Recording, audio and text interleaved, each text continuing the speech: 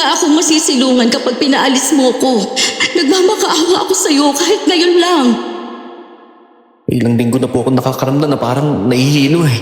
Nasusuka na rin po ako na hindi ko maintindihan. Sinanibat ko ang katawan ni Anika para mapatay ko ang babaeng to.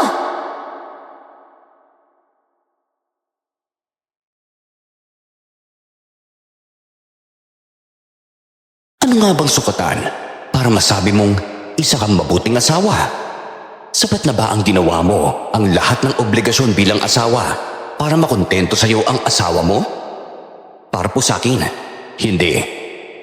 Kahit ano pang gawin ng isang babae, kung ang lalaki ay hindi makontento, wala talagang patutunguhan ang relasyon. Magandang araw po sa inyo. Sa madalas kong pakikinig sa mga kwento ninyo, isa na rin ako sa mga napaisip na ibahagi ang aking karanasan.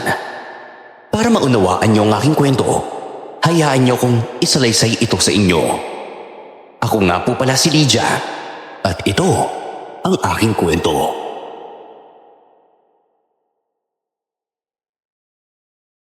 Oh, Clarice! Masyado ka naman yata maaga dito sa tindahan namin ah. Oh, gusto mo ba ng kape? Oo, sana pero gusto ko sanang ikaw ang magtimpla. Pwede rin naman. Sandali lang ha. Ano bang kape ang gusto mo? Gusto ko ng kapeng kasing tamis ng pagmamahal ko sa'yo. Konting respeto naman, Clarice. Nandito na ako sa harapan mo pero nilalandi mo pa rin ang asawa ko. Alam mo ha, sa totoo lang, hindi mo naman magugustuhan itong si Romeo kung wala siyang pera eh. Yan ka na naman, Lydia. Aba, hindi na kasalanan ni Clarice kung magkakagusto ko sa kanya. Tignan mo nga itsura mo. Nandito ka lang sa tindahan at isa lang naman ang anak natin. Pero daig mo pa ang may 10 anak. Kasi mas inuuna kong mga gawain dito kaysa asikasuhin ng sarili ko. Alam mo naman kung ano ang mga ginagawa ko dito, tsaka doon sa bahay. Wala ka ng asim na lintik ka. Huwag ka na magalit sa kanya, Romeo. Alam na rin naman ni Lydia ang relasyon natin. Alam mo ha, hindi ko na natitiis ang ganito. Mamili ka na lang sa aming dalawa. Sino bang gusto mong makasama? Ako? O siya? Alam mo naman simulat sa pool na ikaw lang ang mahal ko. Ikaw, Lydia, bahala ka na sa buhay mo. Pagod na ako makisama sa'yo eh. Hindi na kita mahal. Matagal na yon. Wala na akong gana sa'yo. Paano mo naman ipaliliwanag sa anak natin na hihiwalayan mo ako at ipagpapalit sa babaeng yan? Ano ba, malaki na si Darren? Mauunawaan na niya kung bakit iniwan kita. Parang hindi ka nga naligo eh. Mag-isip ka nga muna bago mo sabihin sa akin yan. Paano ako makakaligo ay alas 5 pa lang nandito na ako sa tindahan. Sinasabihan naman kita na kapag tanghali, ikaw na muna dito para makaligo ako pero tamad ka. Ako ang may-ari na itong malaking tindahan. Kaya wala kang karapatang utusan ako. Asawa lang kita. At si Clarice, siya ang mahal ko. Ano na ngayon ang plano mo sa akin, ha, Romeo? Lumipat na kayo ng anak mo sa bahay ko. At ikaw naman, Lydia, lumayas ka na! Matagal ko nang alam ang lihim na relasyon ni na Clarice at Romeo. Sa sobrang pagmamahal ko sa asawa ko, hindi ko siya maiwan kahit nilaloko na niya ako. Alam kong kapag nakapagdesisyon na si Romeo, hindi na yun magbabago. Pagkaumaga nga, dumating si na Clarice sa bahay namin ng asawa ko. Dala niya ang anak niyang babaeng si Anika. Pinalayas ako ni Romeo at dahil wala akong matirhan, nagmakaawa ako sa kanya. Saan naman ako titira kung paaalisin mo ako, Romeo? Maawa ka naman sa akin. Kahit doon na lang ako sa tambakan ng mga gamit, hayaan mo na akong tumira dito hanggang sa makauwi si Darren. Wala akong pakialam kung saan ka sa kangkungan pupunta. Basta umalis ka dito sa pamamahay ko! Lydia, hindi ka na mahal ni Romeo. Pwede ba? Bigyan mo naman ng kahit kaunting respeto ang sarili mo. Ikaw ang walang respeto sa sarili. Kung matino ka ba naman babae, sasama ka ba dito sa bahay namin? Alam mong buhay pa ang asawa ni Romeo? Ahas ka talagang babae ka! Hindi ako ang lumapit sa asawa mo. Siya ang lumapit sa akin. Tumigil ka nga dyan, Lydia! Umalis ka na sa bahay ko! Lumuhod ako para magmakaawa kay Romeo na wag lang akong papaalisin. Ako rin yung tipo ng asawa na walang pera dahil hindi ako makakupit sa kanya. Kapag malaman niya, nagagalit siya. Pero alam kong galante siyang magbigay kay Clarice. Wala akong masisilungan kapag pinaalis mo ko. Nagmamakaawa ako sa'yo kahit ngayon lang. Hihintayin ko lang na makauwi si Darren at kung ano ang desisyon niya. Yung anak mo si Darren, matugan din yun eh. Clarice, kausapin mo naman si Romeo na huwag akong paalisin. Kahit ano gagawin ko, hihintayin ko lang naman na makauwi ang anak ko. Wala kasi akong kontak sa kanya. Nay, pagbigyan niyo na po si Ate Lydia. Total, sa kanya din naman po tong bahay. Siya pa rin po ang asawa ni Tito Romeo. Ito na bang ipapalit mo kay Lydia? Opo, Nay. Simula ngayon, siya na ang manugang ninyo. Sige, kung ganun paalisin mo na ang isang to para hindi sila maging dalawa dito sa bahay. Isa sa kanila ang pabigat at alam mo naman siguro kung sinong tinutukoy ko. Nay, pati ba naman po kayo? Maayos naman tayo Ngayon bakit biglang mas gusto niyo na si Clarice kaysa sa akin? Kasi gusto din siya ng anak ko. Salamat talaga. Aling Dina, hindi na pala Aling Dina ang itatawag ko sa inyo kundi nanay na. Ganito na lang, kung ayaw mo umalis, gagawin ka na lang namin kasambahay dito. Siguro naman, hindi ka magrereklamo na noon, di ba? Total, nagmamakaawa ka, di ba? Sige, payag ako. Pagsisilbihan ko kayong lahat dito. Masakit, ngunit wala akong magawa kundi pagtiisan ang gusto nila. Ang gawing katulong ako sa sarili kong bahay. Si Clarice na ang pumalit sa akin sa kwarto namin ni Romeo. Hanggang sa umuwi na si Darren mula Manila. Nagulat ang anak ko nang makita ang bagong asawa ng tatay niya at ang anak nitong babae. Nay, ba't naman po kayo pumayag na iuwi ni tatay dito ang kabit niya? Sa akin po bahay na to hindi sa kanila. Ang kapal pa ng mukha ng babaeng yan. Akala mo kung sino Dinala pa talaga niya ang anak niya dito. Hayaan mo na, kaysa palayasin nila tayo. Nagmakaawa na nga lang ako na hayaan nila tayong tumira dito. Kayo pa talaga ang nagmakaawa. Teka, nasa na ba si tatay? Gusto ko siyang makita at makausap. Tay! Tay! Tulog pa nga ang asawa ko, kaya kung maaari, huwag kang mag-eskandalo kung ayaw mong palayasin kita. Ako pa talaga ang papalayasin mo? Baka nakakalimutan mo na anak ako na may-ari na itong bahay. Tama na, Darren. Ayun ang tatay mo pababa na ng hagdan. Kung hindi lang talaga ako naaawa sa nanay mo, nakatulong namin, ay nako! Sigurado akong titira ka sa gilid ng kalsada. Oh, Darren! Buwi ka na pala? O bakit mo ba ako tinatawag, Abay, dinig hanggang itaas ang boses mo Nakakabulabog ka. Paano niyo naman nagawa to kay nanay, tay? Bakit mo dinala ang kabit mo dito sa bahay natin? At pati ang anak niya? Hoy! Huwag mo akong pagtataasan ng boses, Wala kang karapatang pagsabihan ako ng ganyan dahil anak ka lang. Baka gusto mong palayasin ko kayo ng nanay mo dito. Walang iyaga! Darren, tama na. Wala na tayong magagawa. Hindi na ako mahal ng tatay mo. Ginawa niyo pa talagang katulong si nanay? Pumanda lang kayo kapag makapagtapos ako ng pag-aaral ko. Hindi kita kailangan sa buhay ko. Hindi ko nga kayo kailangan, Lydia!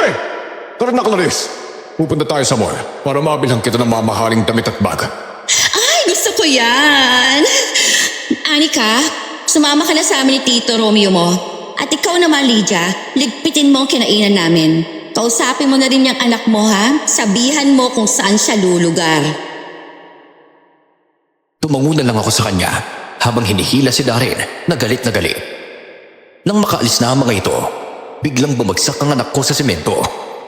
Hindi naman siya nawalan ng malay, kundi parang biglang nawalan ng lakas.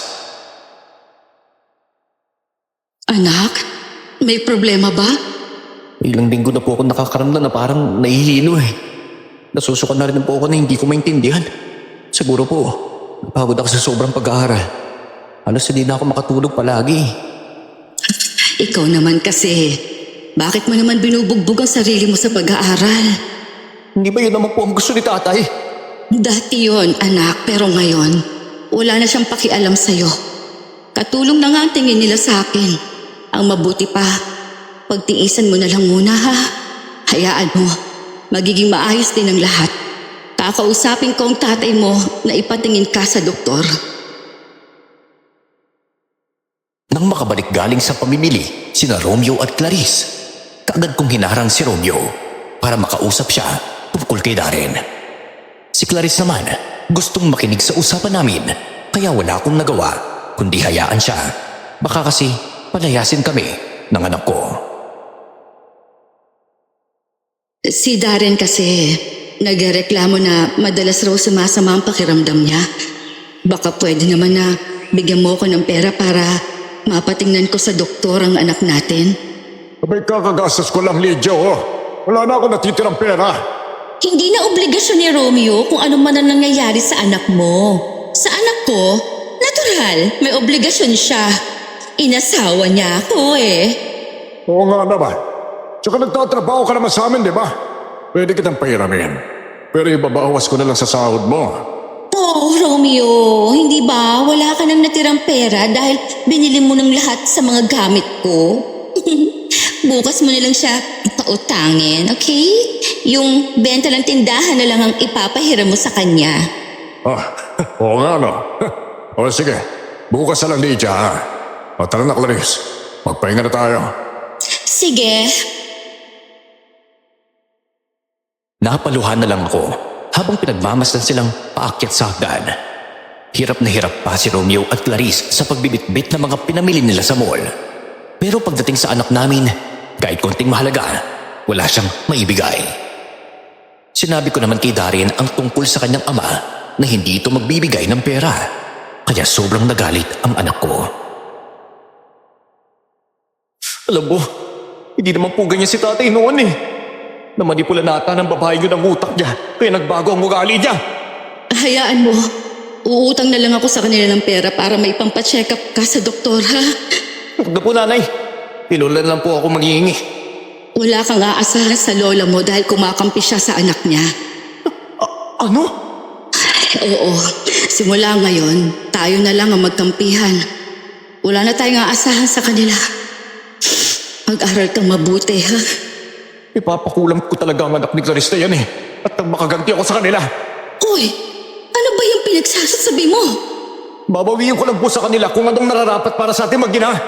Pero wag sa ganoong paraan, anak. Bahala na. Hindi ko naman po kayang tignan na nagtitiis kayong manilbihan sa kanila. Habang sila, nagpapakasarap sa buhay na dapat para sa atin. Makinig ka sa akin, Darren. Wag na wag kang gagawa ng isang bagay na labag sa Diyos. Eh bakit naman, Nay? Yung ginagawa ba nila?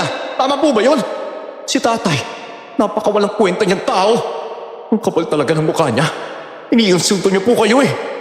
Ang mga kapitbahay natin, tayo na lang ang pinag-uusapan. Habang nagkausap kami ni Darren sa kwarto, bigla namang may kumatok. Tumahimik kaming dalawa at mabilis kong binuksan ang pintuan. Nagulat ako nang makita kong si Anika. Pasensya na po talaga sa abala. Pero narinig ko po ang usapan ninyo kanina eh. Ito nga po pala yung 2,000. Sana po makatulong po yan sa anak ninyo. Hoy, ikaw! Huwag pa pumasta na parang nag-aalala ka sa amin ng nanay ko, ha?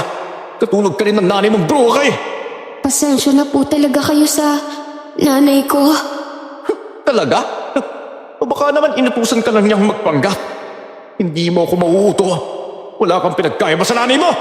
Eh kung talagang labad sa looban mong ginagawa ng nanay mo, eh bakit ka nandito ngayon? Kasi po... Huwag mong tanggapin yung pera niyan, Nay. Hindi natin kailangan ng tulong nila. Tsaka isa pa, baka nga kaya sumama ang pakiramdam ko dahil nasobrahan na ako sa pag-aaral. Hindi na kasi ako nakakatulog ng maayos sa Maynila eh. Umalis ka na nga ang babae ka! Itinulak ni Darren si Anika, kaya mukhang napahiya naman ang babae. Sabay atras niya. Bumuntong hininga na lang ako.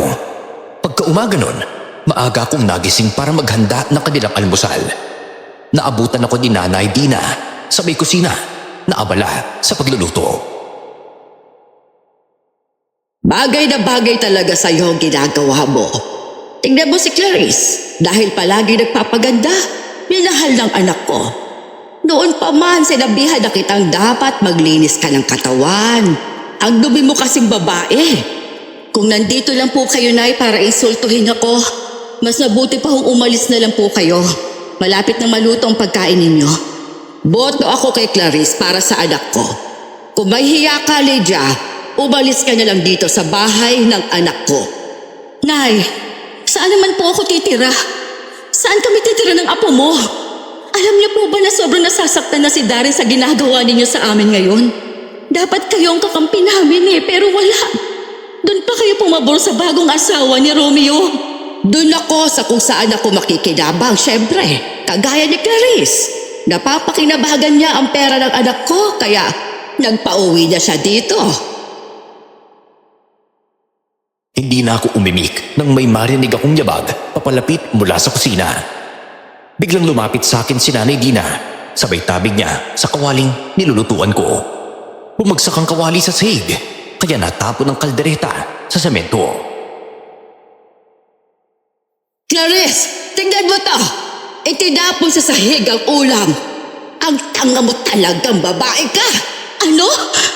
Ikaw pong nagtapon yan, hindi po ako! Mag-iimbento ka pa talaga ng kwento para masiraan ako? Halika nga nang mangundod kita, ha? Oo, ang buhok ko, Nay! Buwisit ka talagang babae ka! Nay Dina, tayong dalawang kakalbo sa babaeng yan! Bitiwan ninyo ang buhok ko! Tama na po! Nay, tama na! Chris, para yun ang awa, bitiwan niyo ang buhok ko! Mga walang niya talaga kayo! Bitawan niyo ang nanay ko! Aba, halok kang bata, kay tinulak mo ako! Ay, pati rin ako yung sinaktan mo, Darren! Wala kayong karapatan na saktan ng nanay ko! Ulitin niyo pa yan at gagantihan ko kayo sa masamang paraan! Hindi naman nakasagot ang dalawa at inalalayan pa nila ang isa't isa. Sa tingin ko, hindi naman ata sila nagsumbong kay Romeo dahil hindi kami pinagsabihan nito. Makalipas ang isang linggo, naririnig kong madalas na nagtatalo si Anika at Clarice. Pansin ko rin na halos hindi niya na maasikaso ang anak niya. Nakita kong umupo si Anika sa garden at alam kong hindi pa ito kumakain. Hinatiran ko siya ng pagkain doon, pero nang papalapit na ako sa kinaroroonan niya, narinig ko siyang nagsasalita. Parang may kinakausap, pero wala naman. Ano ka ba naman? Pwede naman akong lumabas kung kailan ko gusto eh. Wala namang pakialam ang nanay ko sa akin. Talaga? Aba, gusto ko yan. Punta kaya tayo sa kagubatan para mag-picnic. Anika, sino kausap mo? Anika, tumingin ka nga sa akin. Bakit ka nakangiti habang nakatingin dyan sa bulaklak tapos nagsasalita ka pa? Nagsasalita ba ang bulaklak, Iha? Hindi naman po bulaklak ang kausap ko. Kundi ang kaibigan ko na si Gerald. Gerald? Sino si Gerald at nasaan siya? Ayun po, nakatayo habang nakatingin sa atin. Nakangiti po siya, Tita Lydia.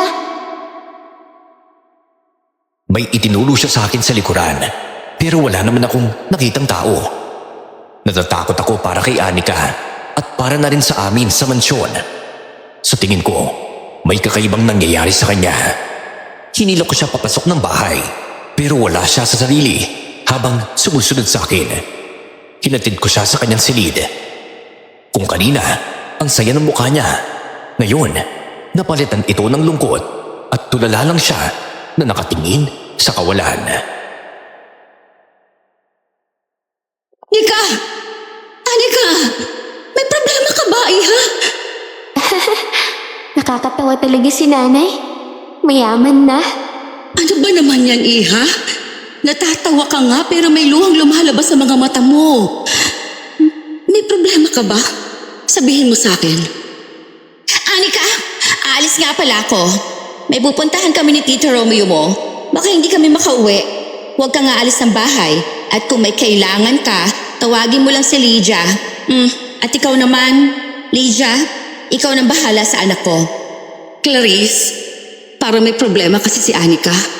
Kanina nakita ko siyang nakikipag-usap sa halaman tapos... Ay, wala na akong panahon para intindihin siya, no? Matanda ng babaeng yan. Hindi na yan sanggol na kada iyak kailangang isayaw o kantahan ng lalabay. Ang akin lang naman kasi, baka may problema ang anak mo. Hindi ikaw ang magtanong. Usasain mo siya. Pero ikaw ang nanay.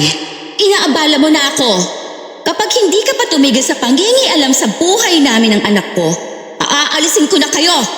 Baka akala mo nakakalimutan ko na ang ginawa ng anak mo sa amin ni Nanay Dina. Nagdabog siyang umalis sa kwarto ni Anika ng araw na yon. Simula noon, sinubaybayan ko na si Anika, araw man o gabi. Habang tumatagal, lumalala ang kanyang kalagayan. Madalas na siyang umiiyak at nagsasalita habang hawak ang kanyang ulo. Hanggang isang gabi, narinig ko ang malakas niyang sigaw.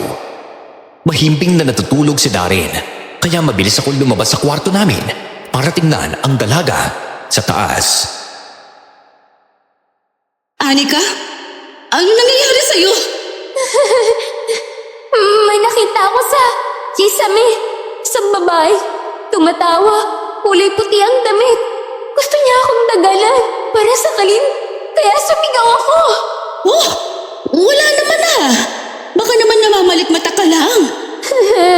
Nakita ko po talaga. Natatakot po ako. Ayoko pa mag-isa. Yung kaibigan ko po si Gerald. Galit po siya sa akin. Nakikita mo pa rin ba si Gerald hanggang ngayon? Opo. Kaya lang po, galit siya sa akin. Inutusan niya akong patayin ng asong alaga ni Nanay at ni Tito Romeo. Pero hindi ko po magawa. Natatakot po kasi ako sa dugo. Alam mo, Anika, kailangan na talaga malaman ng nanay mo kung ano ang nangyayari sa'yo. May mali talaga sa'yo. Palibasa ang nanay mo kasi, mas inuuna ang buhay niya kaysa sa'yo. Masyado siyang nabulag sa pera ni Romeo. Halos araw-araw, bumibili siya ng luho niya. Pero hindi ka man lang niya mapangamusta. Ano kaya kung patayin ko po talaga ang alagang aso ni Nanay? Siguro, mababaliw yun. Huwag mong gagawin yun, ha? Kasi po, magtatampo si Gerald sa akin kapag hindi ko po ginawa ang bagay na yun. Kita mo, hanggang ngayon hindi niya po ako pinapansin. Kanina ko pa siya sinusuyo pero ayaw niya po talaga. Huwag niya po akong iiwan ha. Bantayan niyo po ako baka kasi bumalik yung babae na galit sa akin eh. Naging malungkot na naman ang mukha ni Anika habang nagkukwento tungkol sa kaibigan niyang si Gerald. Hindi ako umalis sa kwarto niya hanggat hindi siya nakakatulog. Nang mahimbing na ang dalaga, agad akong bumaba. Sakto namang nagkasalubong kami ni Darren sa pag-akyat sana sa hagdan. Hunay, isa naman po kayo galing. Anak, galing ako doon sa kwarto ni Anika. Alam mo, sa totoo lang, ilang araw na siyang nagkakaganyan eh. Iiyak, tapos tatawa. Para siyang nababaliw. Ano? Baka nag-iinarte lang yung babaeng yun? Totoo nga, minsan wala siya sa kanya sarili eh. Mapapatunayan ko yan. Panay rin ang bigkas niya sa pangalang Gerald. Kaibigan raw niya. Minsan nga tinuturo niya sa akin pero wala naman akong nakikita. Yan yun na po sila, Nay. May nanay naman yung babaeng yan. Alam mo naman na binabaliwala siya ng nanay niya. Kailangan niya po. Kung pababayaan ko siya, baka mas lalong lumala ang kanyang kalagayan. Hindi naman masama si Anika kagaya ni Clarice. Ay, ano naman po kayo eh. Kaya madalas kayo nasasaktan sa lahat ng bagay. Kasi mas pinipili ninyo mag-alala sa iba kaysa sa alalahanin ninyo ang sarili ninyo. Naniniwala akong iba si Anika kay Clarice. Patawarin mo ako pero hindi ko hahayaang may masamang mangyari sa kanya. Naaawa ako sa kanya. Kung nakikita mo lang sana ang totoong sitwasyon niya sa itaas eh, hindi na siya lumalabas ng kwarto. Kung minsan, hindi na siya naliligo. Bumuntong hininga na lang si Darren, kaya bumalik na kami sa higaan. Hindi ako makatulog sa pag-iisip kung ano ang nangyayari kay Anika. Nang sumapit ang umaga, kaagad kong sinabi kay Clarice ang nangyayari sa kanyang anak. Pinuntahan naman niya si Anika sa kwarto nito, kasama si Romeo. Sumunod din ako sa kanila para malaman kung ano ang gagawin nila sa dalaga. Ano nangyayari sa anak ko? Ganda ng itsura ng Anika. Ilang araw na kasi siyang hindi naliligo. Pinipilit ko pero mas gusto niyang humihilata buong araw. Clarice, minsan hindi na rin kumakain ang anak mo. Romeo, anong gagawin natin sa kanya? O hindi ko alam. Ikaw ang nanay. Kaya ikaw na lang ang magdesisyon para sa anak mo. Susunod lang naman ako sa'yo. Hoy, Lydia, hindi kaya may masamang espiritu sa bahay na ito? O hindi kaya ikaw ang may kagagawa nito sa anak ko? Umamin ka! Ano? Nako, hindi ko magagawa sa kanya ang bagay na yan. Baka nilason mo ang anak ko, kaya siya nagkakaganyan. Ito ang tandaan mo ha, kapag mawala ang anak ko sa akin, mananagot ka. Wala akong ginagawang masama. Bigla na lang siya nagkaganyan. Habang abala ka sa mga ginagawa mo, hindi mo na nabibigyan ng atensyon ng anak mo. Huwag mo naman isisi sa akin ang kakulangan mo bilang ina. Yan ang nababagi sa'yo. Wala kang karapatang pagsabihan ako ng ganyan. Oo, Clarice.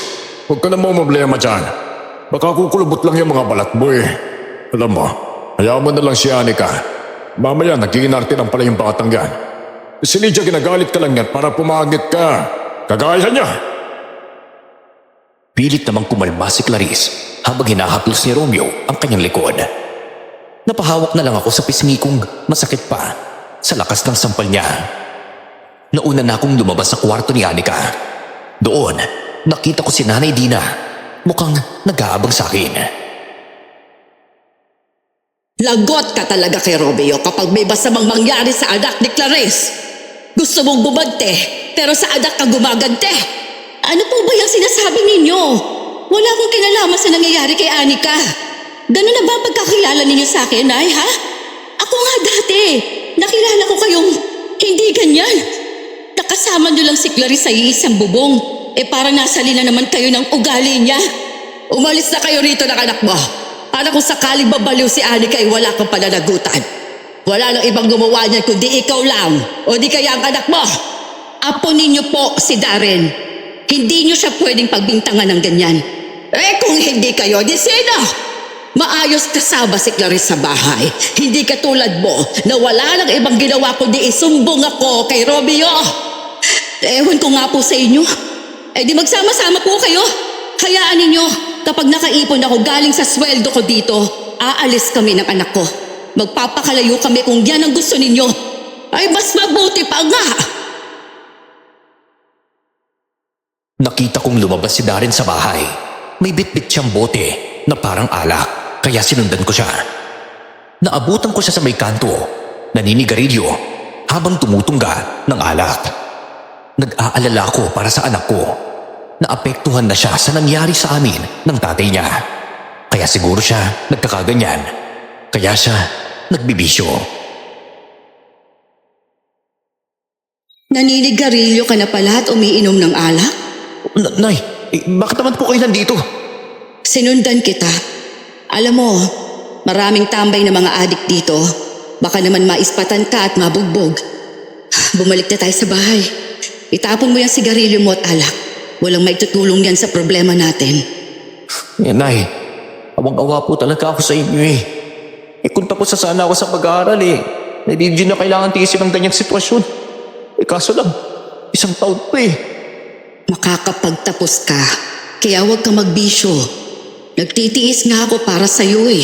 Nagtitiis tayong dalawa para makapagtapos ka ng pag-aaral. Alam mo bang ako ang pinaghihinalaan nila sa nangyayari kay Anika? Ano? Ikaw na naman ang sinisisi? Oo, kesyo daw baka nilalason ko raw ang anak niya. Pero hindi ko magagawa ang bagay na yon. Alam mo, Darren, kapag nagpatuloy ka sa bisyo, pagtatawanan lang nila tayo. Mas lalo pang magiging walang kwenta ang tingin ng tatay mo sa'yo kapag hindi ka nakapagtapos ng pag-aaral mo. Kaya pag-igihan mo, ha? At itigil mo na yung ginagawa mong bisyo. Humingi ng tawad ang anak ko sa akin sa mga nangyari. Pagbalik namin sa bahay, bigla naming narinig ang malakas na sigaw ni Anika. Alam kong nandoon si Clarice dahil dinig din ang boses niya. Pilit niyang pinipigilan sa pagwawala ang kanyang anak. Sana lang gumaling na si Anika. Sana dalhin siya ni Clarice sa albularyo o di kaya sa doktor para malaman nila kung ano talagang kalagayan niya. Alam mo, Nay, nararapat lang na mangyari kay Anika ang bagay na yun eh. Inago nila maginang nararapat para sa atin ang bahay. Eh si tatay at ang kanyang tindahan. Nagpapakasarap sila sa buhay. Si Clarice, bumibili ng iba't ibang damit araw-araw pero ikaw, hindi ka man lang doon mabigyan ni tatay ng kahit isa. Ano ka ba? Hindi ako naiinggit ano? Tsaka pwede bang huwag kang magsalita ng ganyan kay Anika? Hindi kita pinalaking ganyan, Darren. Maawa ka sana sa kanya oh. Makinig ka. Nagwawala pa rin siya sa itaas. Sigurado ako, nakakita na naman siya ng babaeng nakaputing damit na gusto siyang saktan. Ano? Oo, yan ang kwento niya sa akin sa tuwing matapos siyang sumigaw. May babae raw na nasa kisame at gusto siyang sakalin. Mababaliw talaga siya kapag patuloy siya nakakita ng ganyan. Ay, kaya nga ako naaawa sa kanya. Sayang naman si Anika. Mabait na bata at maganda pa. Tapos babagsak lang sa mental. Huwag na kayong mangialam, Nay. Kung saan siya babagsak, hindi niyo naman siya kamag-anak para alalahanin niyo pa siya. Habang lumilipas sa mga araw, nag-iiba na talaga ang nangyayari kay Anika. Nakatiram ko siya ng pagkain isang gabi. Nadatnan ko siyang nagwawala sa kanyang higaan. Nakita ko, bumubula ang bibig niya. Tumitirik ang mga mata at nanginginig ang buong katawan. Sobra akong natakot, kaya kaagad kong pinabangon ang dalaga. Ika, ano nangyayari sa'yo? Clarice! Romeo! Si Anika! Halika na rito, puntahan niyo siya dito! Anong ginawa mo sa anak mo, ha? Nilasa mo na naman ang anak ko? Ah! Hindi! Nandito ako para hatiran sana siya ng pagkain pero nadatnan ko siyang nagkakaganyan. Eh sobrang taas ang lagnat niya. Sa tingin ko, kailangan mo na siyang ipatingin sa albularyo. May mali na sa anak mo, hindi na talaga siya normal, Clarice. Oo nga naman. Ipatingin na lang natin siya sa albularyo. Puwisit kasi bata to eh. Hindi nakikinig sa akin. Ano pang hinihintay mo, Halija? Kumuha ka na doon ng yelo at maliit na towel para ipamuna sa kanya. Ako ang magpupuna sa anak mo? Alam mo sino? Ako ba? Hindi ba ikaw ang binabayaran dito?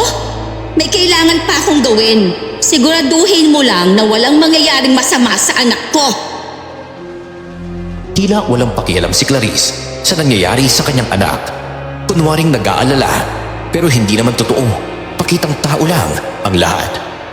Malas lang ni Anika dahil nagkaroon siya ng ina na mas iniisip ang sarili kaysa sa anak niya. Makalipas ang kalahating oras ng pagpunas ko sa kanya, naging maayos na ang kalagayan ni Anika. Nakatulog siya sa sobrang pagod. Naghihina pa rin ang katawan.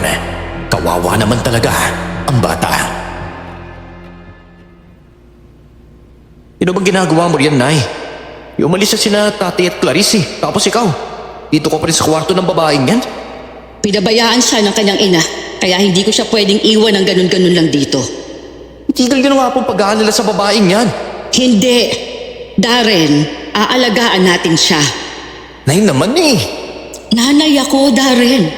Alam kong pakiramdam na pinabayaan ng magulang. Kaya't pakiusap, anak. Huwag mo naman akong diktahan sa gagawin ko. Hindi naman kita pinababayaan eh. Sana tuluyan ang mabaliw ang babaeng yan para magpakamatay na lang siya. Hindi ko inasahan na lalabas yun sa bibig ng anak ko. Puno ng galit ang mga salitang sinambit niya at doon ko lang naisip, baka may kinalaman si Darren sa nangyayari kay Anika. Ano ang sinabi mo, Darren? Wala po, Nay. Pagpahinga na po kayo. Susunod na ako sa kwarto natin. Sabay na po tayo. May kung ang nanay nga niyan. Walang oras para alagaan siya eh. Bakit ikaw pa ang gagawa? Mauunawaan mo rin ako kapag naging magulang ka na, Darren. Bakit pa? Gusto mong mawala si Anika? Kung ano man ang ginawa ng nanay niya, hindi siya kasali doon. Winaksi ko ang isip ko na may kinalaman si Darren sa nangyari kay Anika. Pero ramdam ko, parang natutuwa siya sa sinapit ng anak ni Clarice. Isang umaga, biglang dumating ang isang matandang lalaki sa bahay. Nagpakilala siyang albularyo. Pinatawag daw ni Romeo mula sa kabilang bayan. Ay, nasa na ba yung dalagang gagamatin ko? Nasa kwarto niya po. Samahan ko na po kayong pumunta doon. Nasaan ba ang magulang niya? Teka, ikaw ba ang nanay niya? Hindi po. Dati akong asawa ni Romeo. At si Clarice naman ang kanyang kinakasama.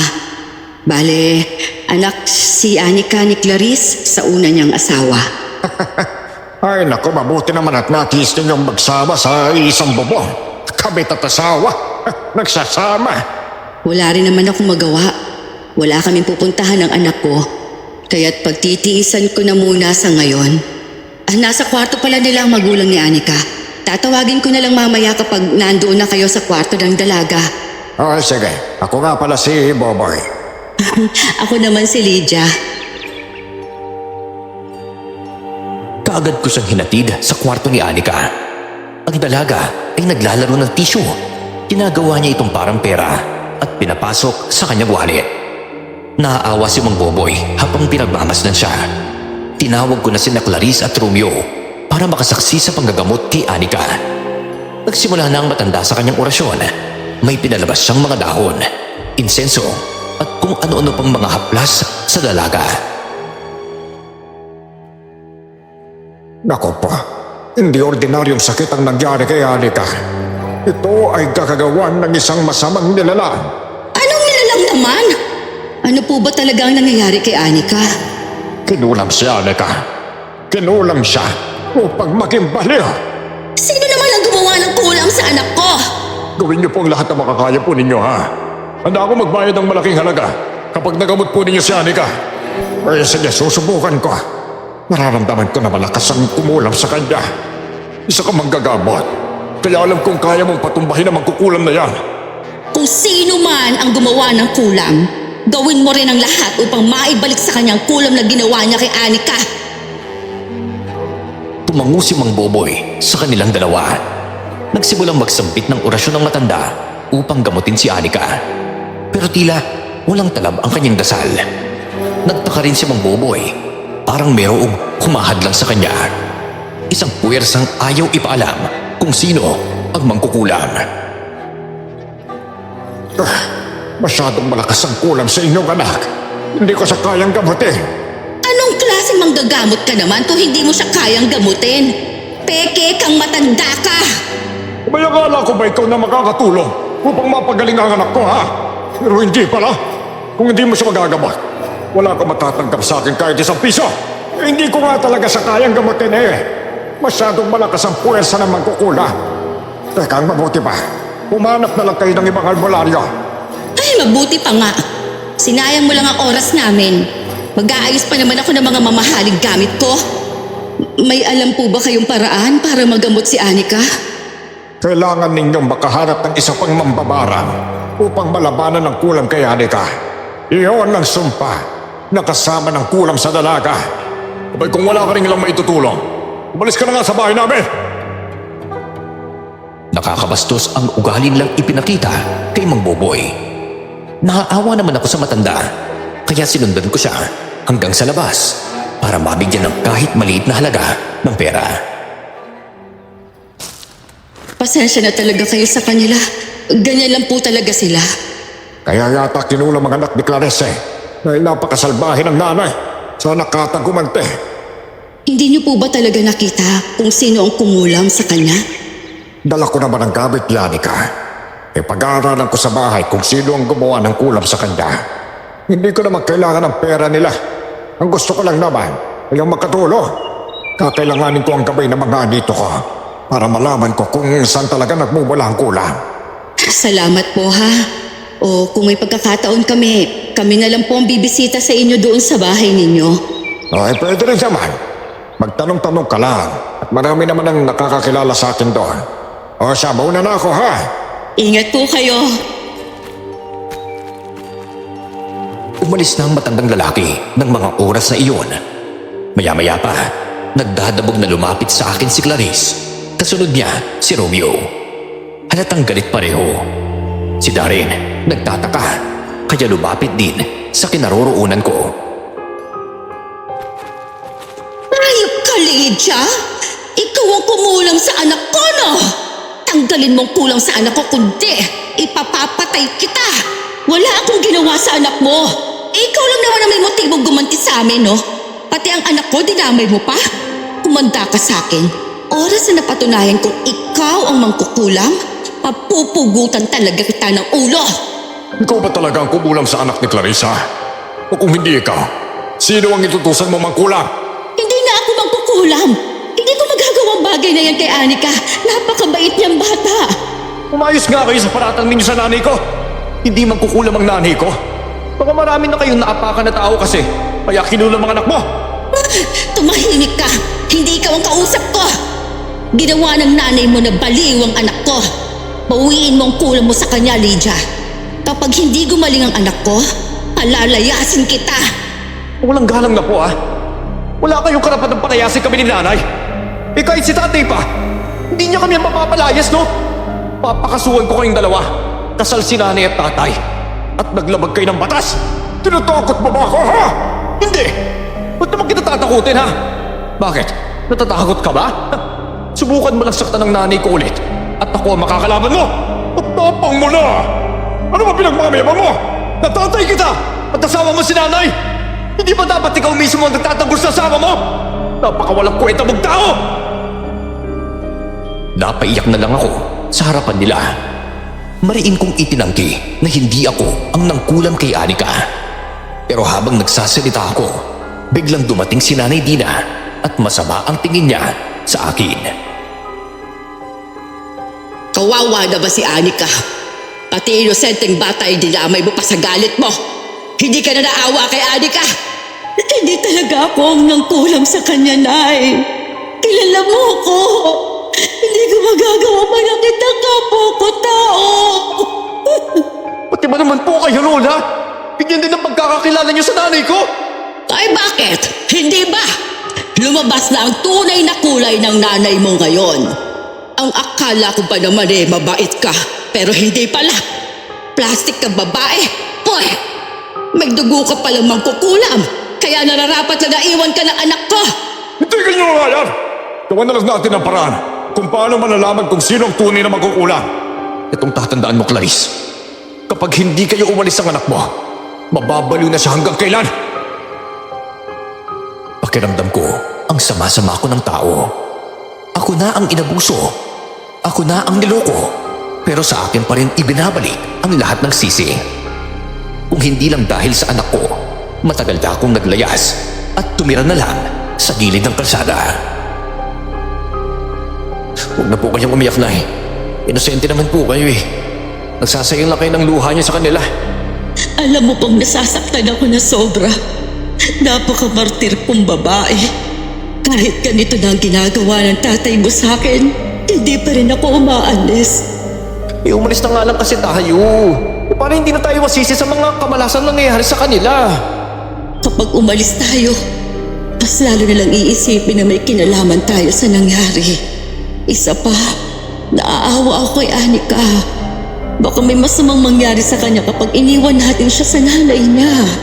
Ay, ano naman po kayo sa pagiging mabuting puso po ninyo Naaawa talaga ako kay Anika. Malakas ang kutob ko na may dinadala siyang problema bago siya naging baliw. Sa mga lumipas na panahon na inaalagaan ko si Anika, parang anak na rin ang turing ko sa kanya. Kahit pinaparatangan nila ako, hindi ako sumuko sa pag-aalaga sa kanya. Galit sa akin si Clarice, pero wala siyang magawa kundi hayaan akong alagaan ng anak niya dahil nandidiri na siya sa amoy ng dalaga. Alam mo, Clarice, bakit hindi na lang natin dalhin sa doktor yung anak mo, ha? Baka naman may maitulong sa kanya mga yon. Dagdag gastos lang ang bagay na yan. Sa albularyo na lang para siguradong kaunti lang ang ilalabas nating pera, no? Isa pa, gusto ko pa naman bilhin yung mamahaling bag doon sa mall. Nangako ka sa akin na babalikan natin yon. Tutuparin ko ang pangako ko sa'yo. Pero baka lang naman gusto mo na ipatingin natin sa doktor ang anak mo. Ay, wag na muna. Si Lydia na ang mag-aalaga sa kanya. Kaya mo nang alagaan ang anak ko, hindi ba? Patunayan mo sa akin na wala kang kinalaman sa nangyari sa anak ko. Wala talaga akong kinalaman, Clarice. Kahit sinaktan ninyo ako ni Romeo, hindi yung sapat na dahilan para kulamin ko si Anika. Napatingin ako sa kinaroroonan ni Anika. Nakita ko siyang sinasakal ang sarili niya. Ang mahaba niyang kuko, bumabaon na sa kanyang leeg. Dali-dali ko siyang nilapitan para tanggalin ang kamay niya sa leeg niya. Anika! Bitiwan mong leeg mo! Masasakal ka niyan! Gusto ko na mamatay! Hayaan niyo ako! Gusto mo nang mamatay? Eh di mamatay ka na! Naging pabigat ka lang dito sa amin ng Tito Romeo mo. Alam mo, pasalamat ka at may pagmamahal pa akong natitira sa'yo. Ang pangit mo! Kasing pangit ang itsura mo, ang ugali mo! Mas maganda pa nga si Ate Lydia sa'yo eh! Clarice, huwag mo nang patulan. Alam mo naman ang kalagayan ng anak mo eh. Kung anong iniisip niya at gusto niyang sabihin, gagawin niya talaga. Ay, kailangan na natin pupunta sa tindahan. Baka dumating na ang taong bibili ng tindahan natin eh. Ano? Ibebenta mo ang tindahan? Oh, eh bakit naman hindi? Wala ka namang ambag doon kahit piso ah. Wala nga. Pero grabe ang pagod ko ron para mapalaki ang tindahan. Ano ka ba naman, Romeo? Pangarap natin yun noon para kung sakaling mamatay tayo, maipapamana tayo sa anak natin. Yang anak mong bastos! Walang makukuha ang mana yun sa akin! Napayakap si Anika sa baywang ko. Umiiyak habang tinuturo ang nanay niya sa akin. Para siyang batang nagsusumbong. Hindi ko na kayang pagmasdan ng dalaga sa ganoong sitwasyon. Ayaw kong saktan ng damdamin ng anak ko, pero kailangan kong malaman ang totoo kung may kinalaman ba siya sa nangyari kay Anika. Anak, gusto ko lang talagang malaman ang totoo. Hindi ba ikaw ang nagpakulam kay Anika? Ako po? Eh bakit ko naman po siya ipapakulam? Ikaw lang naman ang nagsabi noon na ipakukulam mo siya. Tapos sinasabi mo pa na nararapat lang kay Anika ang nangyari sa kanya. Nagkakutob kasi ako na baka ikaw ang nagpakulam dahil galit na galit ka sa kanila. Eh bakit ikaw, Nay? Ikaw ba? Hindi ka galit sa kanila? Kaya palagi kayong inaanip po sa ni tatay noon pa man eh. Dahil hindi man lang ako makaimik. Lahat ng gusto niya sinusunod po ninyo eh. Pero nagagawa pa rin niya kayo saktan. Kahit isang beses, magalit ka naman sa kanya. Galit ako, pero hindi ko magagawang kulamin si Anika. Ako rin naman po, Nay eh. Galit din ako. Pero hindi ko kaya magpakulam ng tao, no? Ramdam ko na nagtampo si Darren sa akin. Kaya niyakap ko siya at humingi ng tawad sa paratang ko. Sobrang nagugulhan lang talaga ako. Bakit kaya hindi kayang kilalanin ni Mang Boboy ang mangkukulam? Gusto kong gumawa ng paraan upang matuklasan ang lahat ng nangyayari kay Anika. Pero hindi ko alam kung saan ako magsisimula. Kung ano ang magagawa ko. Naawa lang po talaga ako sa inyo, Nay eh. Bakit po ba pinoproblema niyo yung mga nangyayari kay Anika? Halos araw-araw, nakikita ko yung pagod sa pagkukonsumisyon sa nangyayari sa atin eh. Tapos, dagdag isipin niyo pa si Anika. Hindi naman sa pinagdadamot kita sa kanya pero sobra naman po ang bait niyo kasi eh. Sinaktan kayo ng nanay niya pero nagagawa niyo pa rin mag-alala sa kanya. Kagaya nga ng sinabi ko, hindi magkatulad si Anika at Clarice. Magkaiba silang dalawa, anak. Simula ngayon, kung gusto niyo siyang protektahan, kayo na po bahala. Basta ako, gagawin kong lahat para hindi ka masaktan ni Tate at Clarice na yun. Tsaka nga pala, ibebenta na ng tatay mo ang tindahan. Alam ko na po yun. Wala na tayong magagawa eh. Nasa ngayon, hindi pa niya niisip ang lahat dahil nabulag siya sa pagmamahal sa kabit niya. Pero darating ang araw, magsisisi siya sa ginawa niya sa atin. Kahit anong pagkakamali ang ginawa niya sa atin, tatay mo pa rin siya. Hindi mo na mababago yun. Patawarin mo ako, anak, kung maling tao ang napili kong maging ama mo. Ini-influensya lang siya ni Clarice eh. Kaya siya nagkakaganon. Inuuto niya si tatay para mahututan ng pera. Para lang may pambili ng mga luho niya. Niyaya ko si Darren na puntahan si Anika sa loob ng kanyang kwarto. Pagpasok namin, nadatnan namin si Anika. Binubunot ng sarili niyang buhok. Kinakamot ang ulo hanggang sa dumugo. habang paulit-ulit siyang tumatawag ng mga pangalan na parang may kausap na hindi namin nakikita. Lola, kunin niyo na po ako. Sama na lang po ako sa inyo. O di kaya, sa'yo kuya. Kasama po ako kung saan kayo nakatira. Ayoko na po dito. Nay, parang may kinakausap na naman siya sa sulok ng kwarto niya, oh. At saka yung ulo niya, dumudugo na. Eh, anong gagawin natin sa kanya, Nay? Hindi ko din alam. Umalis pa kasi ang nanay niyan eh. Kung sana nandito siya makikita niya kung ano ang sitwasyon ng anak niya.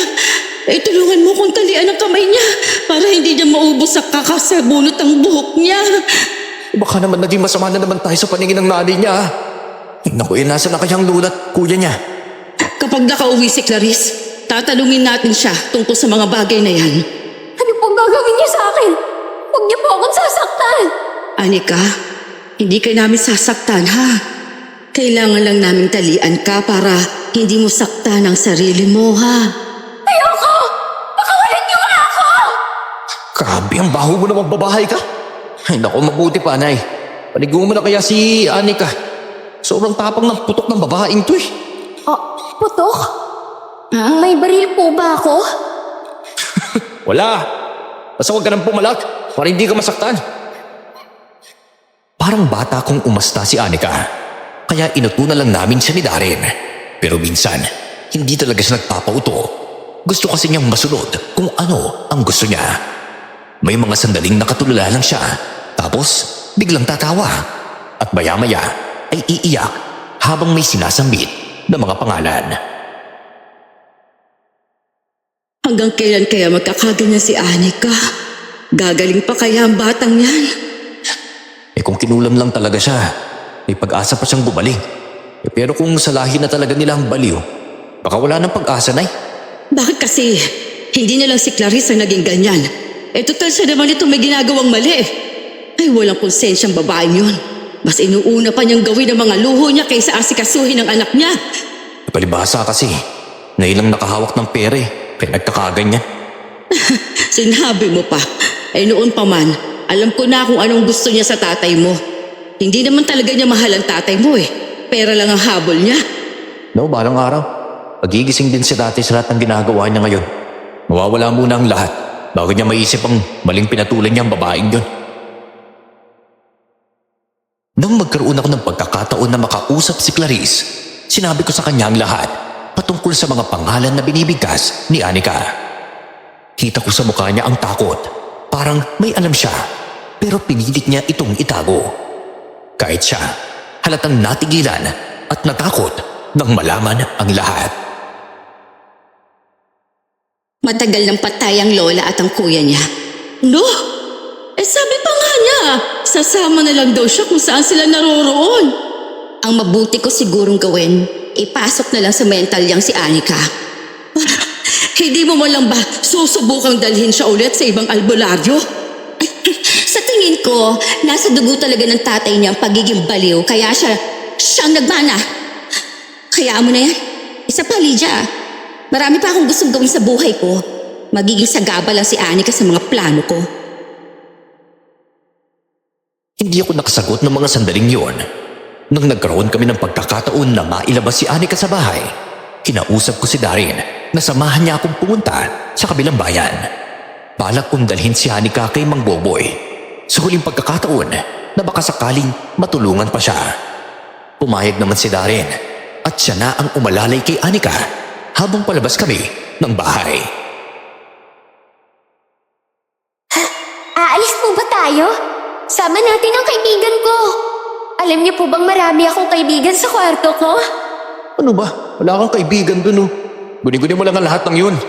Meron akong kaibigan. Wala nga. Ay, Darren naman. Alam mo namang si Anika, bumalik na sa pagiging batang pag-iisip tapos papatulan mo pa. Hayaan mo na lang kasi siya. Mamaya magtatampo na naman yan at tatakbo sa malayo. Bibiro lang naman po ako, Nay. Oh, yun na pala yung tricycle, oh. Sakay ako sa airplane? Oo, sasakay tayo sa airplane. Pero wag mong babanggitin sa nanay mo ha, na sumakay tayo sa airplane. Tumango naman ang dalaga sa akin at nagmamadaling sumakay sa tricycle. Habang pinagmamasdan ko siya, kita ko pa rin ang kainosentihan sa mukha ni Anika. Parang batang walang kamali-malay sa bigat na dinadala niya. Ilang oras ang lumipas, nakarating din kami sa bahay ni Mang Boboy sa tulong ng mabait na tricycle driver. Mang Boboy! Mang Boboy! Oh, Lydia! Grabe, dinala mo talaga dito si Anika. Eh, alam ba ng nanay niyang ginawa mo? Ay, hindi. Wala naman kasing balak ang nanay niya na ipagamot ang anak niya kaya ako na lang po ang gagawa ng paraan. Mabuti na lang at pumayag din itong anak ko na samahan kami. O sige, tuloy ka lang.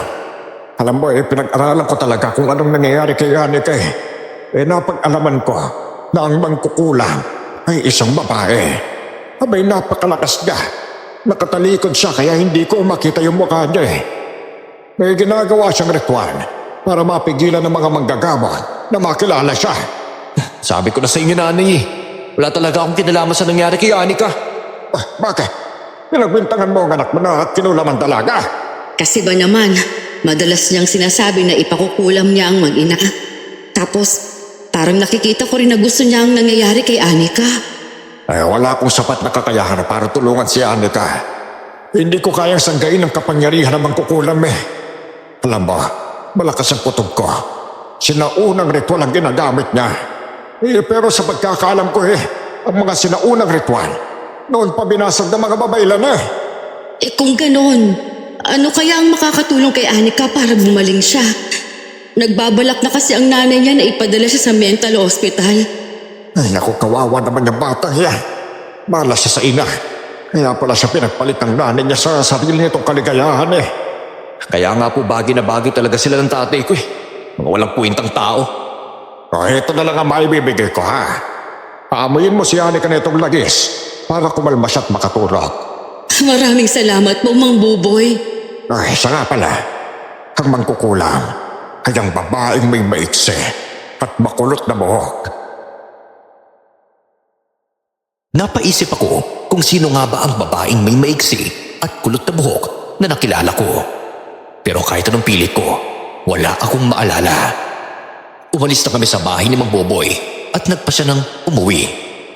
Saktong pagdating namin, kakarating lang din ni na Clarice at Romeo galing sa galaan. Pinaupo namin si Anika sa sopa habang si Darren naman ay dumiretso sa kwarto para maligo. Bakit mo naman pinalabas ang babaeng yan sa kwarto niya? Para makapagpahangin kasi kawawa naman eh. Alam mo, Lydia, umaas na kang parang ikaw ang nali ni Anika. Buhay pa nga si Clarice, pinapalitan mo na ang pwesto niya. Sa'yo pa talaga nang galing yan. Ako nga, buhay pa bilang asawa mo. Pinalitan na nga niya ako. Kunin mo lang ang anak mo at inak mo sa kwarto.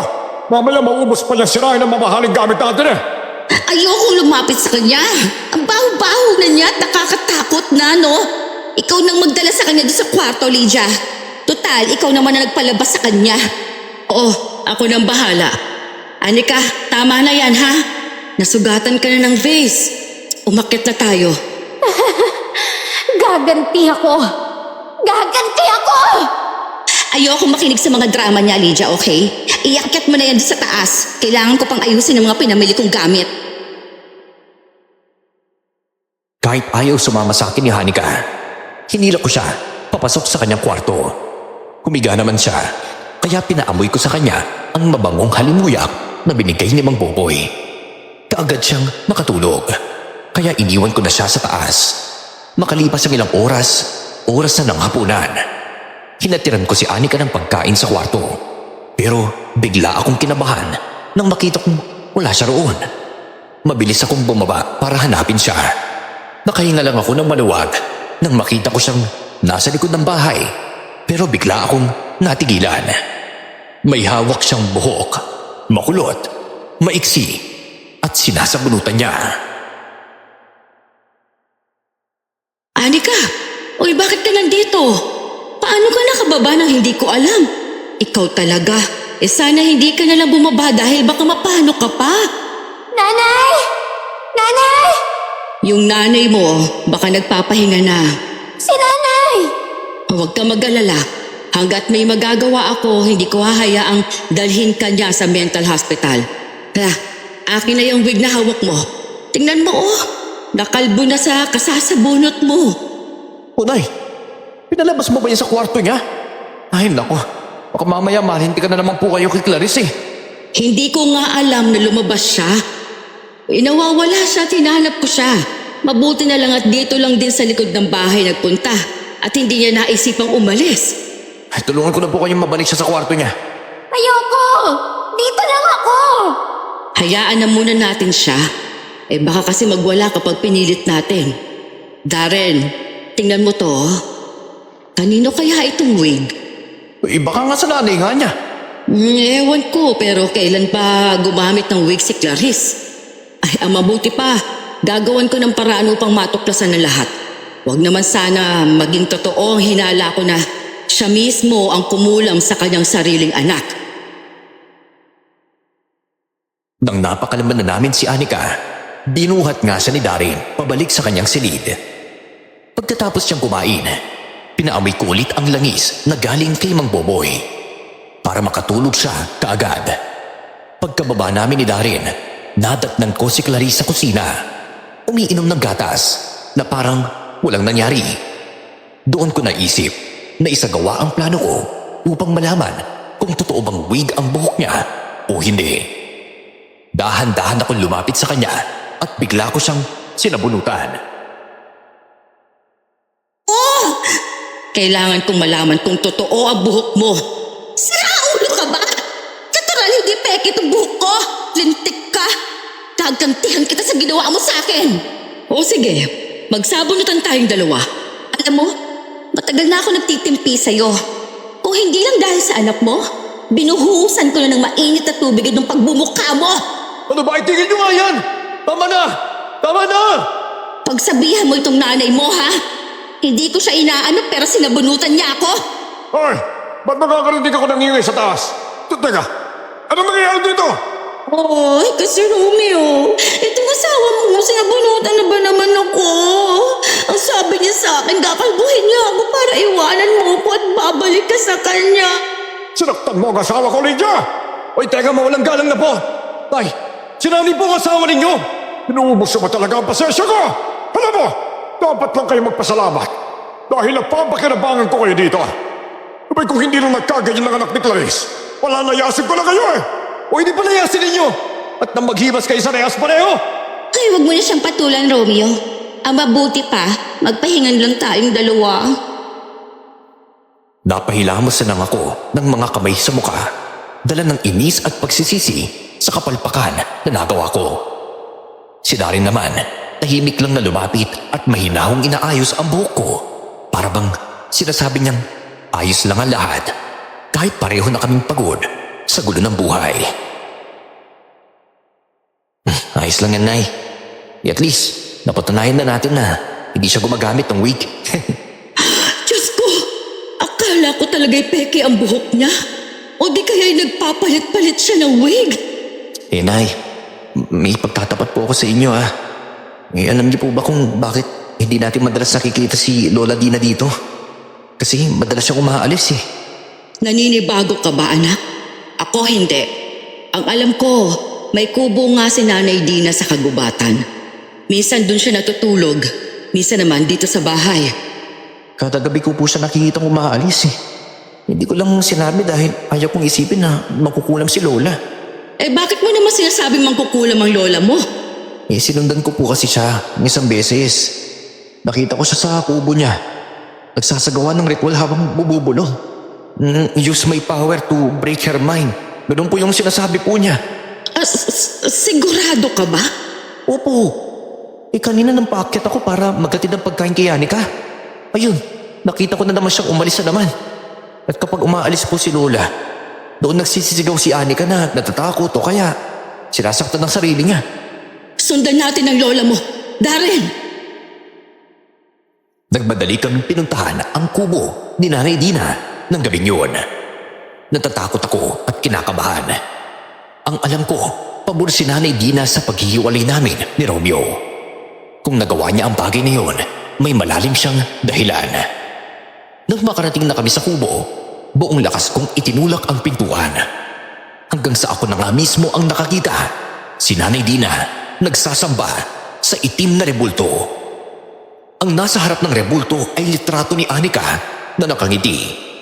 Gulat na gulat si Nanay Dina nang makita niya kami. Ayan, Nay, tignan ninyo ang ginagawa ni Lola oh. May kinalaman nga siya sa nangyayari kay Anika.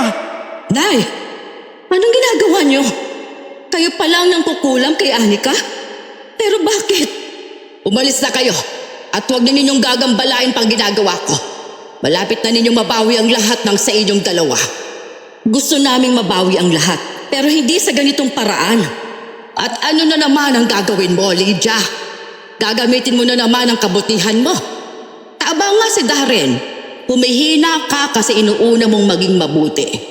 Alalahanin mo, ang ginawa nila sa'yo, ginawa kang katulong sa sariling pamamahay. Akala ko po ba pabor kayo sa paghihiwalay nila tatay at nanay? Kailangan kong magpanggap dahil pare-parehas tayong mawawalan kapag hindi ko ito ginawa. Ipinaghihiganti ko kayo sa kanila. Nasasaktan ako habang pinagmamasdan ng pang-aalipusta ni Clarice sa inyong dalawa. Inuuto niya ang iyong ama. Hinuhut-hutan niya ng pera. Hanggat hindi pa nila naibebenta ang tindahan, kailangan mawala si Clarice sa buhay ninyo. Pero bakit si Anika? Hindi ka ba naaawa sa bata? Sinasaktan ng bata ang sarili niya. Lintik na awa yan. Kaya ka naiwan, puro kaawa, puro kabutihan. Ay umalis na kayo rito. Muli siyang bumalik sa pagsagawa ng orasyon sa litrato ni Anika. Hindi ko alam kung para saan iyon, pero habang pinagmamasdan ko, lalo lang akong pinaghihinaan ng loob at naiinis sa ginagawa niya. Hanggang sa hindi ko na napigilan ang sarili ko, sinipa ko ang mga gamit niya sa pag-uurasyon. Nagsitalsikan ang mga yon sa sahig at agad siyang napalingon sa akin. Galit na galit habang kumikislap ang mga mata sa dilim ng kubo. Imbes na magpasalamat ka sa ginawa ko para sa inyo ng apo ko, nagagawa mo pa akong ganyanin. Hindi ako magpapasalamat. Lola, isa pala talaga kayong mangkukulam. Nakita mo naman lang nang kukulam ako. Kaya natural, isa akong mangkukulam. Darren, ginagawa ko ito para sa inyo. Bakit kung kayo lang ha? Kaya niyo bang patalsikin ang Clarice na yun sa bahay? Kapag wala na si Clarice, mababaliw si Romeo. Kaya siya ang ipasok ninyo sa bental. Pati ang sarili mong anak kinulam mo. Dahil sa ginagawa niya sa inyo ng apo ko. Wala namang masama doon. Ako naman ang nagluwal sa kanya. Pinapaalala lang niya sa akin ang ginawa ng tatay niya. Iniwan din kami noon. Kaya't dapat lang ay maranasan niya ang naranasan ng tatay niya sa akin. Wala siyang ipinagkaiba sa tatay niyang walang kwenta. Nanay Dina! Huwag ka mag-alala. Kaluluwa ko naman ang masusunog sa impyerno at hindi ang sa inyo. Lola, saan hindi mo na lang ginawa yun? Galit ako sa mga babaerong lalaki, Darren. Kaya ikaw, ayokong maging katulad ka ng iyong ama. Maging maayos kang tao para maging masaya ang pamilya mo balang araw. Doon ko lang napagtanto na lihim palang nasasaktan si Nanay Dina para sa amin ng anak ko. Ang akala ko, kasing sama na talaga siya ni Clarice. Pero mali ako. Nakaramdam ako ng konsensya. Kung sana ipinaglaban ko ang asawa ko. Kung sana gumawa ko ng paraan para mapaalis si Clarice sa bahay. Baka hindi na umabot sa ganito. Baka hindi na sana napilitang gumawa ng kasamaan si Nanay Dina. Patawarin mo ako kung mas pinili kong manahimik at tanggapin ang lahat. Kung sana gumawa ko ng paraan, hindi ka sana humantong sa ganito, Nay. Nararapat lang naman sa kanilang ginawa ko. Kay Clarice po, oo. Pero kay Anika, sabihin ko naman po hindi. May iba akong dahilan kung bakit si Anika ang kinulam ko. Oo. Si Anika ang tatapos sa kawalang hiyaan ng nanay niya. Kahit nasira mo ang pagritual ko, gagawin pa rin niya ang inuutos ko sa kanya. Ano naman po yun, La? Papatayin niya ang kanyang ina. Si Anika ang tatapos sa buhay niya. Kumalakhak si Nanay Dina. Malakas, mabigat, at nakakatindig balahibo. Doon ko na lamang nagsasabi siya ng totoo. Biglang bumilis ang tibok ng dibdib ko. Kinabahan ako dahil alam kong mangyayari ang bagay na iyon. Totoo, galit ako kina Clarice at Romeo, pero hindi kailanman dapat si Anika ang pumatay sa sariling ina. Darren, bumalik tayo. Kailangan nating mapigilan si Anika. Makakarating pa kaya tayo doon? Hindi nyo na siya maaabutan. Sigurado ako na sa pagdating nyo doon, wala na si Clarice. Tanggalin mong kulang mo sa kanya. Maawa ka naman kay Clarice. Wala akong awa, Lydia. Kung ikaw ay mabuti kang tao, ako hindi. Tara na, Darren. Umalis na tayo. Opo! Nagmadali kaming bumalik ni Darren sa mansyon. Halos hindi na kami humihinga sa pagtakbo dahil alam naming bawat segundo mahalaga. Pagkalapit namin sa bahay, bigla kong narinig ang malakas na pagsabog. Isang tagundok na parang dumaan sa ilalim ng lupa. Nayanig ang paligid at ramdam ko ang panginginig sa paa ko. Mas lalo akong natakot nang makita ko ang makapal na usok na unti-unting bumabalot sa mansyon. Diyos ko! Ano na kaya nangyayari sa bahay? Bilisan na lang po natin, Nay! Mukhang tama nga, Lola mo. Hindi na yata natin sila maaabutan. Diyos ko! Huwag naman sana may ginawa si Anika sa ina niya. Nay, hindi po mapipigilan ng kulam. Kung sakaling gagawin niyo ni Anika, wala siyang kasalanan doon. Si Lola ang dahil ng lahat. Ayun na, Darren. Tingnan mo. Ang sasakyan. Umuusok. Tumakbo kami ni Darren papasok sa loob ng gate ng bahay. Halos mabaliw ako sa kaba nang makita ko si Clarice gumagapang sa lupa, sugatan at hirap na hirap huminga. Sa harap niya, nakatayo si Anika. Tahimik pero may hawak na malaking bakal. Ang mga mata niya malamig at walang emosyon. Tapos tumawa siya. Isang tawa na parang galing sa ibang nilalang. Masaya sa paghihirap ng sariling ina. Papatayin kita! Wag! Ibaba mo yung hawak mo. May sugat na ang nanay mo kaya hindi mo siya pwedeng paluin ng bakal. Baka makapatay mo talaga siya. Tulungan niyo ako. Pinasok na ng demonyo ang utak ni Anika. Hindi ka nila matutulungan ngayon. Ngayon, mararamdaman mo kung paano ka patayin ang sarili mong anak! Darren, tumakbo ka. Agawin mo kay Anika ang bakal. Papatayin kita! Sinubukan ni Darren na agawin kay Anika ang bakal. Pero huli na ang lahat. Naipalo na niya iyon ng malakas sa mukha ni Clarice. Nabasag ang mukha ni Clarice at sabay ang pag-agos ng dugo mula sa kanyang ilong at bibig. Nakadilat ang mga mata ni Clarice habang nakahiga sa lupa. Wala ng buhay. Tapos ka na ngayon! Alam kong hindi si Anika nagsasalita, kundi ikaw, Lola! Ako nga, sinanibat ko ang katawan ni Anika para mapatay ko ang babaeng to. Ang mahalaga, nakita niya ang anak niya ang pumatay sa kanya. Lisanin niyo na ang katawan ni Anika! Clarice! Anong ginawa niyo kay Clarice? Romeo, hindi sinasadya ni Anika ang mga nangyayari. Biglang natumba si Anika at nawala ng malay. Nasalo naman siya ni Darren. Alam ko na umalis na ang espiritu ni Nanay Dina sa katawan ni Anika. Si Romeo, niyakap ang katawan ni Clarice at biglang umastang parang bata. Asawa ko. Clarice, nandito lang ako. Maglaro tayo bye-bye mamaya. Grabe, totoo nga sinabi ni Lola na kapag namatay ang babaeng ito, magiging baliw si tatay. Ang mabuti pa ipasok na natin si Anika sa loob. Punasan natin siya. O paano naman po sila? Mas mahalaga si Anika, kaya siya ang uunahin natin. Habang pinupunasan namin si Anika, biglang may dumating na mga pulis. Ang ikinagulat ko pa, kasama ng mga pulis si Nanay Dina. Lumabas ako para malaman kung ano ang gagawin ng mga pulis kay Romeo. Na ngayon ay kinakantahan pa si Clarice ng awiting pampatulog.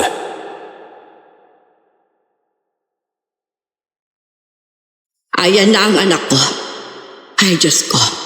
Pinatay niya ang kanyang kabit. Nababaliw na po ata siya. Kaya kung maaari ay dalhin niyo na siya sa mental hospital.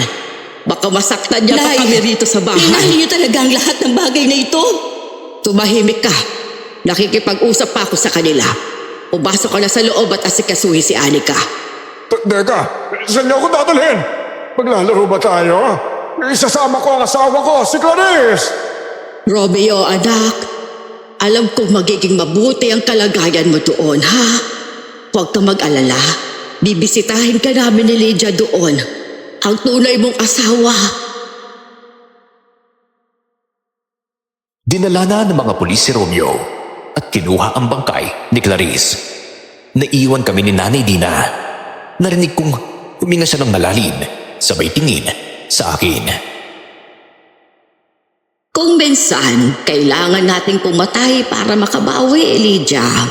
Walang magandang maidudulot ang pagiging palaging mabait. Matuto kang lumaban, lalo na kung para sa kapakanan ng anak mo. Isinanglahan ninyo ang kaluluwa niyo sa impyerno. Pagkatapos nito, magpapakalayo ako.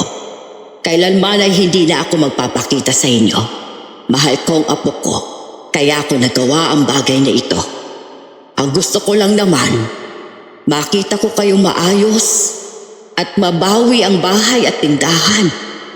Pag-aralin mo ng mabuti ang anak mo, Lydia. Saan naman kayo pupunta? Sa lugar kung saan ko makakalimutan ang nagawa ko sa sarili kong anak. Kailangan ko rin siyang parusahan sa ginawa niya sa inyo.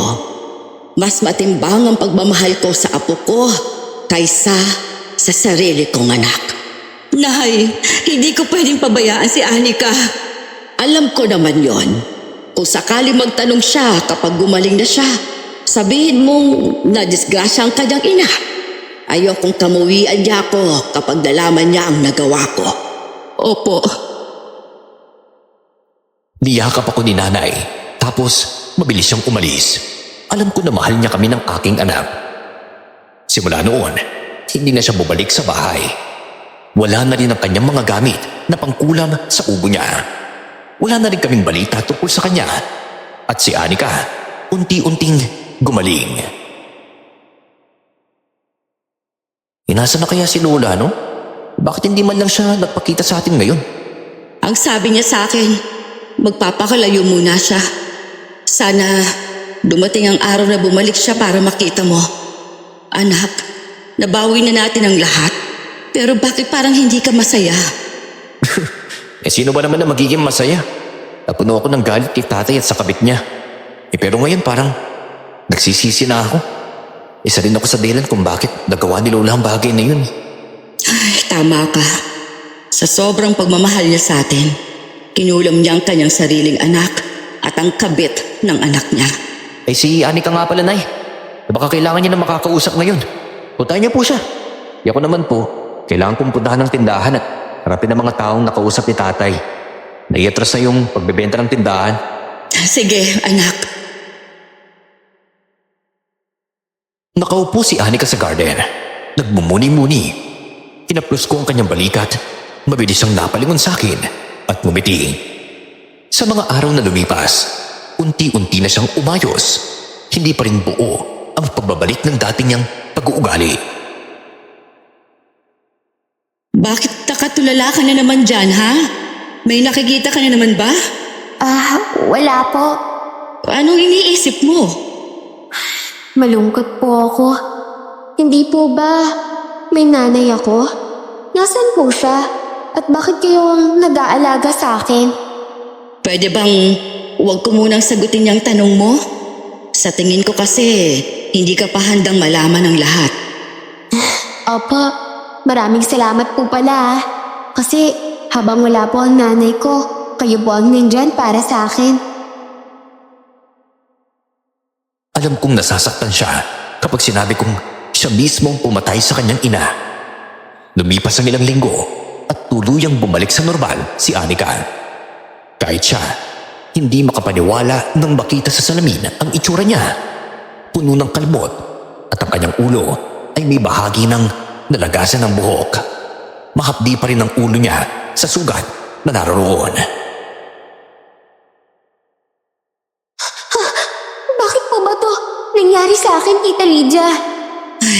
Naging baliw ka kasi, Anika. Po?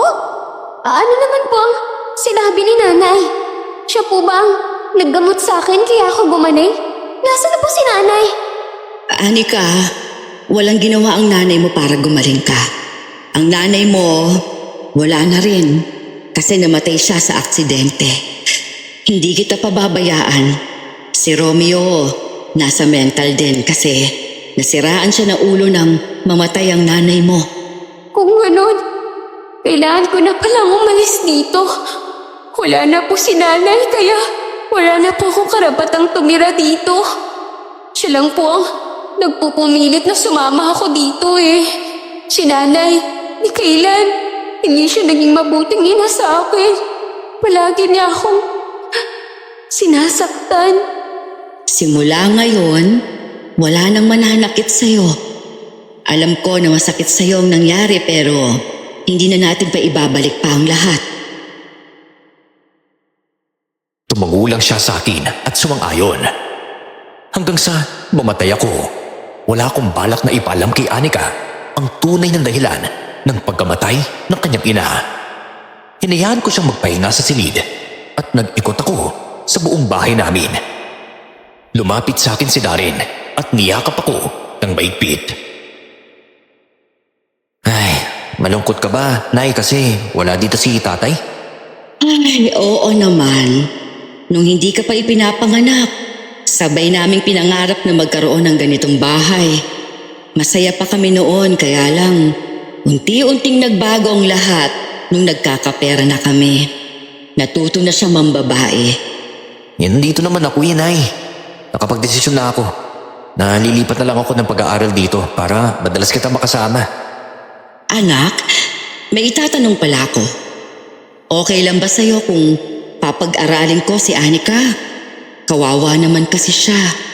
Pero siguro sa susunod na taon na lang, hanggang sa tuluyan ng gumaling ang mga sugat niya. Opo, Nay. Mabuti naman. Sana huwag kang maging kagaya ng tatay mo, anak. Kapag nagkaroon ka ng pamilya, palagi mong iisipin na walang kahit sinong babae ang pwedeng pumalit sa kanila. Lahat ng maling desisyon ay may kaparusahang nararapat. Kailanman, hindi na ako magiging kagaya ng tatay ko. Gagayahin ko lang ang pagiging masipag niya noon pero pagiging babaero niya, hindi kailanman. Naging maayos ang samahan namin sa iisang bubong. Pinabalik ko si Anika sa pag-aaral sa kolehiyo. Isa siyang mabait na bata, matino, magalang, at higit sa lahat, matulungin. Mga katangiang hindi kailanman nakita ng kanyang ina. Nagpapasalamat po ako sa inyo, Tita Lydia. Kasi kahit anong ginawa po ng nanay ko, tinanggap niyo pa rin po ako at pinag-aral. Pangako ko po, kapag nakapagtapos na po ako, babawi po ako sa inyo. Hindi na kailangan. Anika, makita lang kitang maayos ang buhay, masaya na ako. Bilang isang magulang, masaya ako sa mga nangyayari sa'yo ngayon. Napakatalino mong bata. Si Darren nga po pala, kailan po siya uuwi? Baka sa susunod na linggo pa. Sabi niya, isasama raw niya ang kanyang kasintahan. Kasintahan? Oo, bakit? May problema ba? Nako, wala naman po. At saka nga po pala, kagabi nagkaroon po ako ng panaginip tungkol sa nanay ko. Nakita ko po ang sarili ko. Hinahampas siya ng bakal kaya siya namatay. Pwede ko po bang malaman kung anong aksidente ang ikinamatay ni nanay? Naaksidente siya sa sasakyang sinasakyan nila ni Romeo. Bakit po si Tito Romeo hindi rin po namatay? Baka hindi pa dumating ang oras niya. Hindi nga siya namatay pero nabaliw naman. Pareho lang din, Anika. Wala nang saysay ang buhay ng isang tao. Oras na nabaliw na. Hindi na nila makikilala ang mga mahal nila sa buhay. Tama po kayo. Siguro kaya ko lang po siyang napanikinipan. Kasi hindi niya matanggap na nasa kabilang buhay na siya. Kung mahiling man po ako sa buhay ko, sana kayo na lang po ang naging tunay kong ina. Yung ina ko po kasi walang malasakit sa akin. Hindi ako minahal. Anika, nanay mo naman na ako ngayon. Pero tandaan mo, huwag kang magtanim ng sama ng loob sa kanya. Siguro, mahal ka rin niya. Hindi lang niya alam kung paano yun ipakita sa iyo. Isang mahigpit na yakap ang ginawa ko kay Anika. Makalipas ang mga taon, natapos na siyang mag-aral at naging isang magaling na doktor. Si Darin naman ay naging isang mahusay na engineer. Sa kasalukuyan, may kanya-kanya na silang pamilya at ang nagsusulat itong kwento ay apo ko, anak ni Darin. Si Romeo naman, nauna nang namayapa sa akin. Kaya ako nagpadala ng kwento kong ito sa inyo upang gisingin ang mga magulang na pabaya sa kanilang mga anak. Lagi nating tandaan bilang magulang, ang relasyon ay mapapalitan. Pero ang anak, hindi. Sila lang ang tunay nagmamahal sa atin ng mahigpit pa sa sarili nila. Hanggang dito na lang po ang aking kwento. Maraming salamat at more power sa inyong channel.